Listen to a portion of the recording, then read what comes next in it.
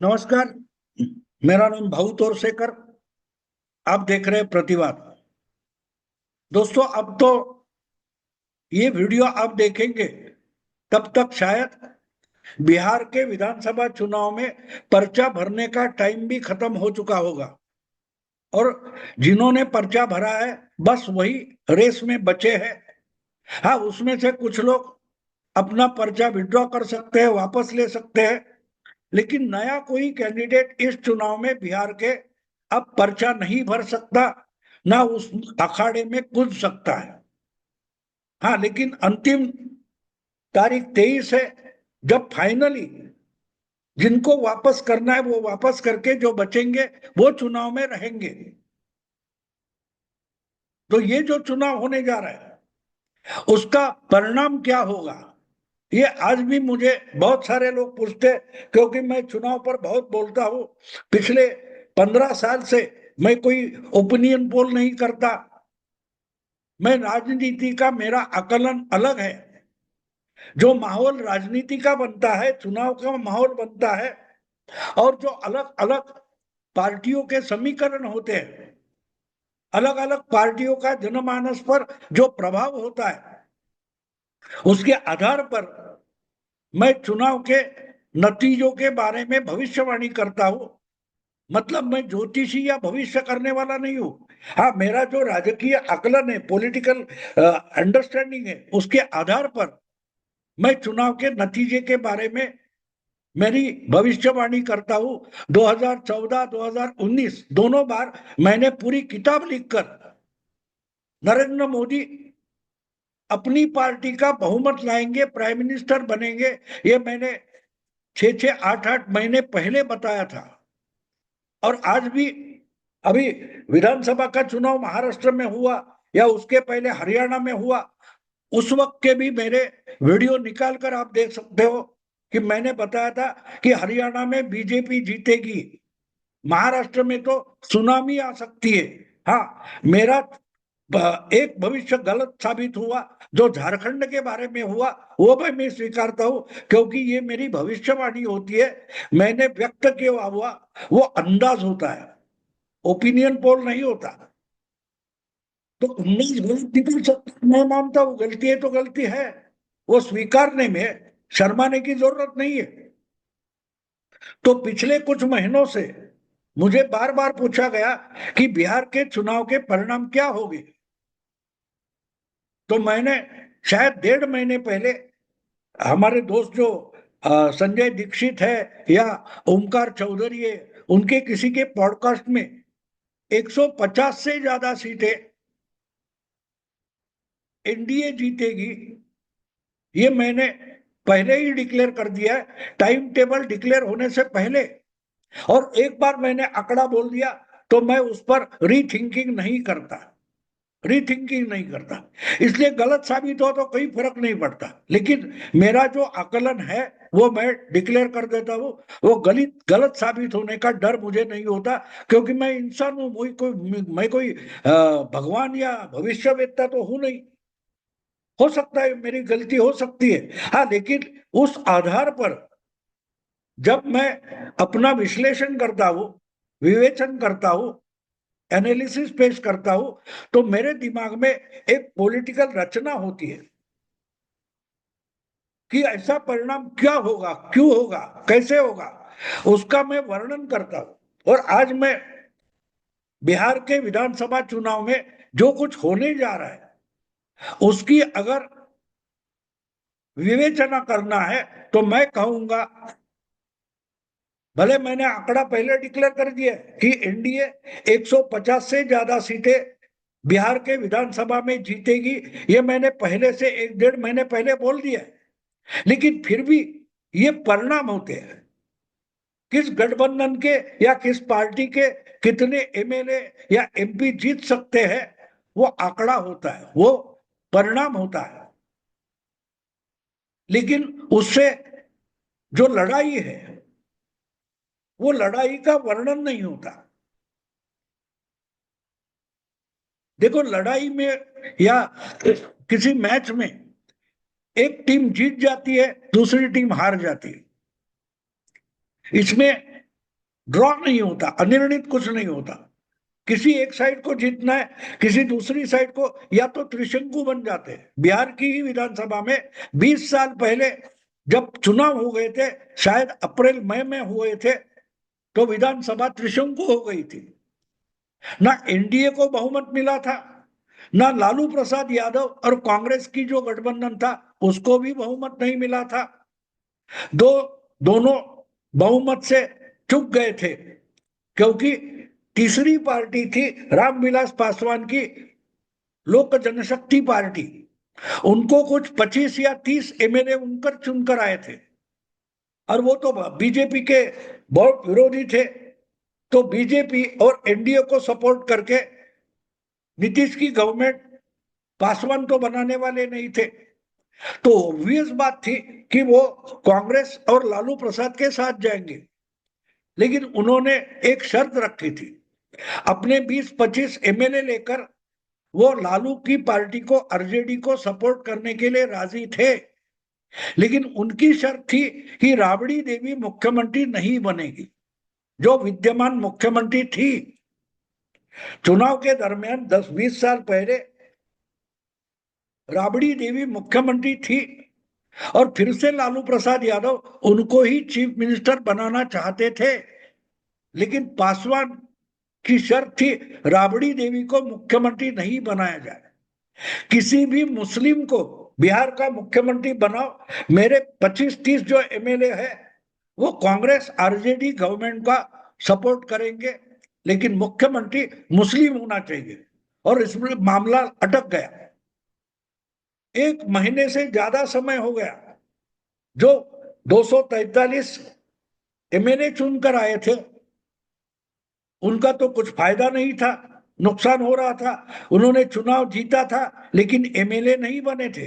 जब तक विधानसभा की बैठक नहीं होती और जो एमएलए चुनकर आए हैं उनका विधानसभा में शपथ विधि नहीं होता, तब तक वो एमएलए नहीं होते। और जब तक संवैधानिक लेवल पर वो एमएलए नहीं बनते, तब तक उनको वेतन भत्ता वगैरह भी कुछ नहीं मिलता। तो वो डेस्परेट हो रहे थे। लालू का खेमा था वो टाइट बैठा था, एनडीए का खेमा नीतीश का वो भी टाइट बैठा था। लेकिन पासवान के जो एमएलए थे वो तीतर भीतर होने लगे, डेस्परेट होने लगे, क्योंकि खबरें ये आने लगी कि अगर सरकार नहीं बनती तो राष्ट्रपति शासन लगेगा, और राष्ट्रपति शासन लगता है तो उसके बाद शायद विधानसभा बर्खास्त की जाएगी।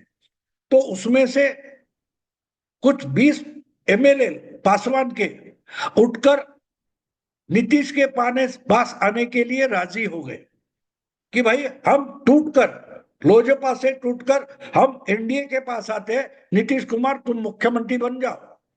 इसकी खबर दिल्ली में रेलवे मंत्री बने बैठे लालू को लगी, और लालू ने उस वक्त के जो गवर्नर थे बिहार के, बूटा सिंह, उनको फोन करके ऑर्डर दिया कि विधानसभा बर्खास्त कर दो।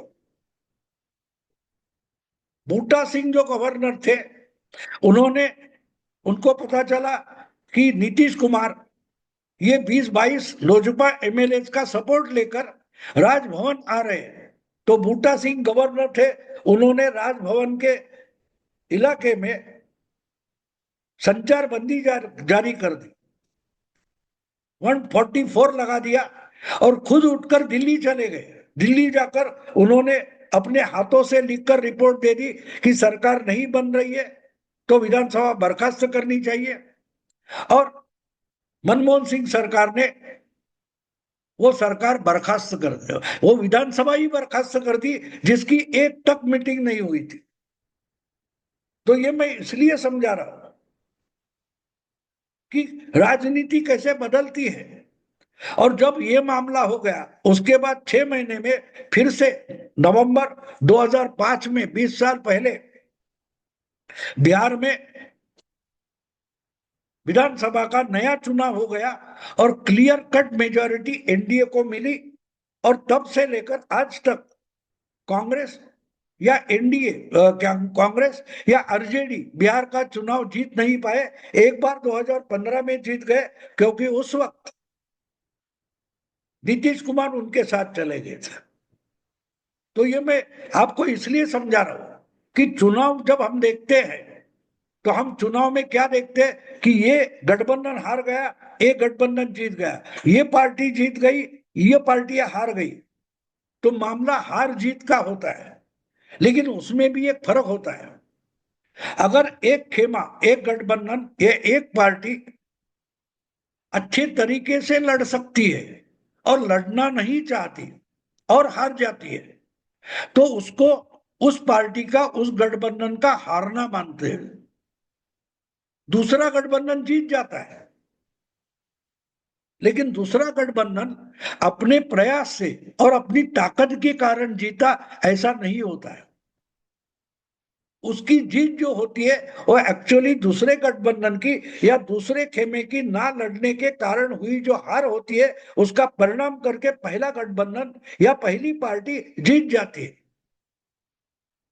ये ज्ञान मुझे 1977 में जो इमरजेंसी उठने के बाद चुनाव हो रहे थे, उस वक्त राजनारायण जो समाजवादी आंदोलन के बहुत पुराने और मुरब्बी नेता थे, उन्होंने दिया हुआ ज्ञान है। हमारे मुंबई में राजनारायण की एक मीटिंग थी और नया नया पत्रकार में था, 5-6 साल का।